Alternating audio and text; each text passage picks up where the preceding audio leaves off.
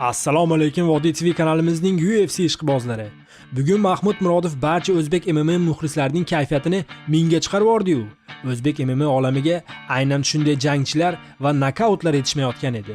Mahmud Murodovning raqibi Trevor Smith UFC'da ko'p janglar o'tkazganiga qaramay, unga hamyurtimiz o'zbekcha oshning kuchini ko'rsatib qo'ydi. Mahmud Murodov menimcha jangga qo'yog'ida osh yeb chiqqan shekilli raqibini bir zarbada chuqur uyquga jo'natdi. Bugun Washingtonda o'tkazilgan UFC jang kechasida MMA jangchimiz Mahmud Murodov o'zining ikkinchi jangini tajribali Trevor Smithga qarshi o'tkazdi.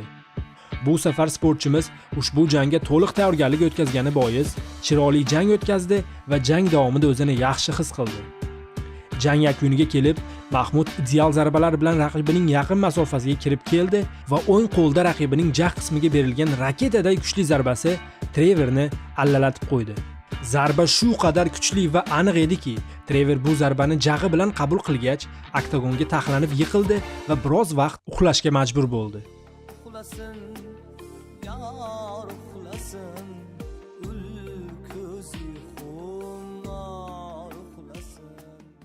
Jangni ko'rmaganlar kommentariyadagi silka orqali o'tib, Telegram kanalimizda to'liq jangni ko'rishingiz mumkin. Birozdan so'ng YouTube kanalimizga ham ushbu super jangni tahlil qilib, to'liq holatda chiqaramiz. Barcha yurtdoshlarimizni va kanalimiz obunachilarini ushbu yorqin g'alaba bilan tabriklab qolaman. Kanalimizdan uzoqlashmang, yaqin soatlarda sizlarni ajoyib roliklar kutib turibdi.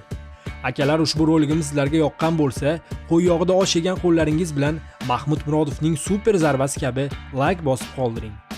Sizlar bilan o'zbek YouTube tarmog'idagi birinchi raqamli Vodiy TV sport kanali edi.